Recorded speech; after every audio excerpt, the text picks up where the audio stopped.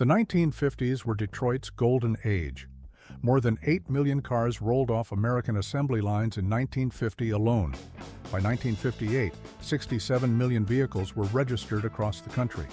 1 in 6 American jobs was tied to the auto industry in some way, and the engineers behind all of it genuinely believed they could do no wrong.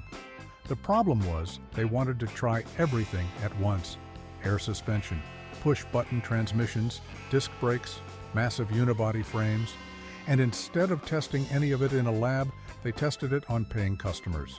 Today we're talking about 8 cars Detroit would rather you forgot, not because they sold poorly, because they actually broke.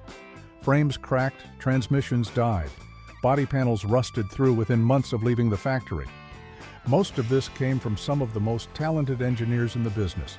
They just shipped the cars too early, before anyone had enough time to find out whether any of it actually worked. 8. 1950 to 1951 Crosley. We're starting with a name most Americans don't remember anymore: Crosley. Powell Crosley wasn't a car guy. He was known for radios, refrigerators, and the Cincinnati Reds. But after World War II, he decided to get into the automobile business. At first, things looked promising. In 1948, Crosley sold nearly 29,000 cars, a respectable number for a small company nobody saw coming. The problem was the engine. Crosley used what they called the Cobra, short for copper brazed, an engine block built from steel and copper brazed together rather than cast iron in the traditional way. The technology came out of World War II, where the U.S. Navy used it in generators running at steady speeds and consistent temperatures. In that environment, it worked fine. But a car engine doesn't run at steady speeds. It accelerates, decelerates, heats up, and cools down constantly throughout the day. Under those conditions, electrolysis between the copper and steel started eating through the cylinder walls from the inside. The antifreeze of that era still contained salt, which made the whole process happen even faster. Crosley tried galvanizing as a fix, but it didn't hold. Eventually, they had to take back thousands of failed engines and replace them at no charge, a massive expense for a company with no financial cushion. They switched to a cast iron block in 1949, but the reputation was already gone. Sales collapsed to 7,400 units, a 75% drop in a single year. Crosley stopped making cars in 1952. The lesson here is about as basic as engineering gets. The right technology in the wrong environment is still a failure. 7. 1953 to 54 Hudson Jet. By the early 1950s, Hudson was in a tough spot. Their full-size lineup was looking increasingly dated, and the big three were aggressively moving to modern overhead valve V8. Hudson knew they needed to do something. They decided to launch an all-new compact car called the Jet. To do it, they spent $16 million, every last dollar of the company's cash reserves.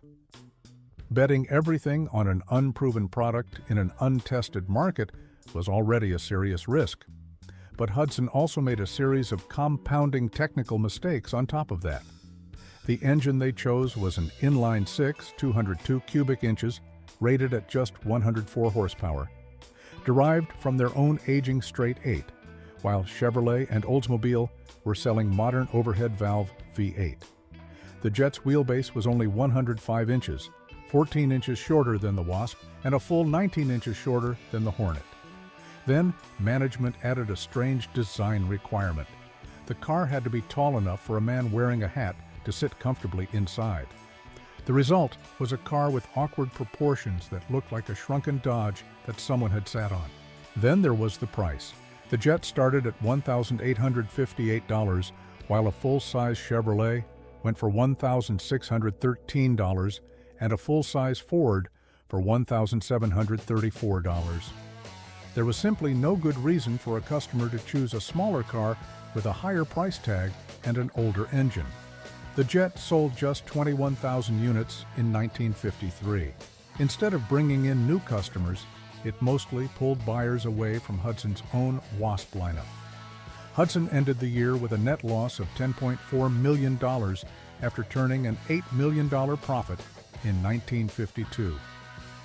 By 1954, Hudson had no choice but to merge with Nash, and the Hudson name disappeared shortly after. 6. 1954. Nash Metropolitan. The Nash Metropolitan looked like an oversized toy car with two-tone paint and a rounded body unlike anything else on the American market at the time, and Nash marketed it as a practical, affordable second car for American families. That pitch made sense on paper, right up until you looked at what they were actually delivering to customers. The car wasn't built in America. Nash contracted with the Austin factory in Birmingham, England, using off-the-shelf components from the Austin A40 because domestic tooling costs were too high. That meant American buyers received a car built to British road standards, with a 3-speed manual transmission that had first gear permanently locked out. The driver could not use first gear under any circumstances. Then there were the structural problems. The wheelbase was only 85 inches, the unibody was lightweight, and the center of gravity was high relative to the wheel track. Edmunds described the Metropolitan as a car that handled worryingly in corners, and the only reason it didn't tip over was that the 1.2-liter 42-horsepower engine couldn't push it fast enough to get there. In 1954, Chevrolet was selling overhead valve V8. Nash was selling 42 horsepower out of a factory in England. The early models didn't even come with a trunk. Nash added one later as an option after getting enough complaints from buyers. They produced 11,198 units in 1954, and the Metropolitan never came close to the growth numbers Nash had projected when they signed the contract with Austin. 5. 1957 Plymouth Belvedere. In 1957, the Plymouth Belvedere was one of the most striking cars Detroit had ever produced. Virgil Exner's forward-look design, with towering rear fins and a lower roofline than anything else on the American market, brought customers into dealerships in a way Chrysler hadn't seen in years. The company's market share jumped from 17 to 21% in a single year. The problem was that the entire 1957 Chrysler lineup, Plymouth, Dodge, DeSoto, Chrysler, and Imperial, had all been pushed to market a full year ahead of schedule. The engineers hadn't had enough time to work through the most basic production issues. The consequences were documented in detail by Allpar. Body panels started rusting within months of leaving the factory, across every model in the lineup. Windshields leaked at both A-pillars. The torsion bars, which Chrysler had just introduced as a major engineering advancement, snapped and left cars leaning hard to one side.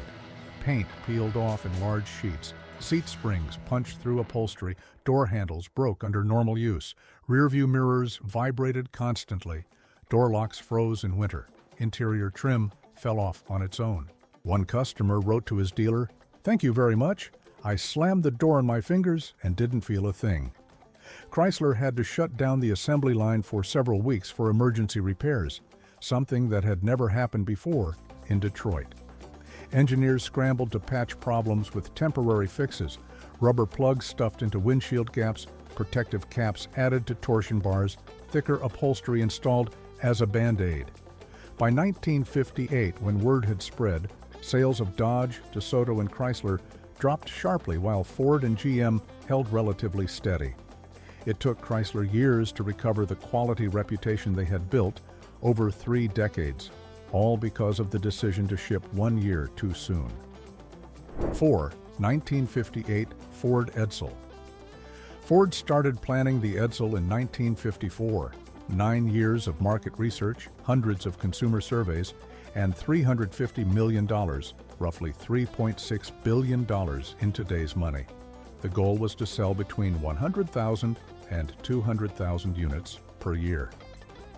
The Edsel launched on September 4, 1957, backed by the largest teaser advertising campaign in American automotive history up to that point. Ford kept the car completely hidden until reveal day. The most heavily promoted feature was Teletouch Drive, a push-button gear selector built into the center of the steering wheel hub rather than a conventional shift lever. About 95% of all 1958 Edsels left the factory with this system because it was by far the most popular option across the entire lineup. The way Teletouch worked was through a small electric motor that physically shifted the transmission when the driver pressed a button. The problem was that all the relays and electrical contacts for the system were mounted underneath the car, right next to the exhaust pipe. Heat from the exhaust constantly burned out the motor and corroded the contacts. Ford was aware of this and offered a heat shield as a fix, but most dealers didn't reinstall it after each repair visit. Cars got stuck in gear, refused to shift, or change gears unexpectedly while moving. Replacing the Teletouch motor cost $350 each time, and it failed regularly. Ford quietly dropped Teletouch after just 1 year of production. The Edsel sold a total of 118,287 units across 26 months on the market, spanning 18 different models. The rarest of all was the 1960 Ranger convertible, with only 76 built. The final loss came to $350 million, and the Edsel became a permanent shorthand for failure in American business. 3. 1958 Buick Limited. In 1958, Buick decided to build the most expensive and ambitious car in the company's history. They called it the Limited, a nameplate that hadn't been used since the early 1940s. It was longer than the already sizable Roadmaster, with an extra 8 inches added to the rear overhang. Underneath all that chrome were 2 brand-new technologies that Buick had poured serious money into developing. The first was air poise suspension, an airbag system that replaced conventional coil springs at all 4 corners with vinyl rubber bladders. GM rolled it out across their entire premium lineup in 1958. The bladders deflated on their own, the compressors failed repeatedly, and the cars started leaning in unpredictable directions. Tom McKay-Hill, the veteran automotive journalist from Mechanics Illustrated, publicly ridiculed GM over the problem in print. Chevrolet and Oldsmobile dropped the system after just 1 year. Buick and Pontiac held on for 2 years before giving up, and Cadillac tried to push through until 1960. GM quietly shipped conversion kits back to coil springs to every dealership across the country, free of charge for any customer who asked, but never publicly acknowledged that the system had failed. The second was the Flight Pitch Dynaflow, a triple turbine transmission that Buick spent $86 million developing. It was the first time Buick had worked with complex aluminum casting at full production scale, and the process left a number of unresolved bugs when the car went to market. The most serious one, if a driver used the grade retard mode for too long, the transmission destroyed itself. Buick's owner documentation didn't warn people clearly enough. 2 years later, Buick quietly renamed it the triple turbine and fixed the issues internally without any explanation. Most flight pitch cars were eventually converted to the older twin turbine by their owners because almost no shop was willing to work on something that complicated. The Buick Limited lasted exactly 1 model year before it was discontinued. 2. 1958 Lincoln Continental, Mark III. In 1958, Ford set out to take on Cadillac directly with an all-new Lincoln.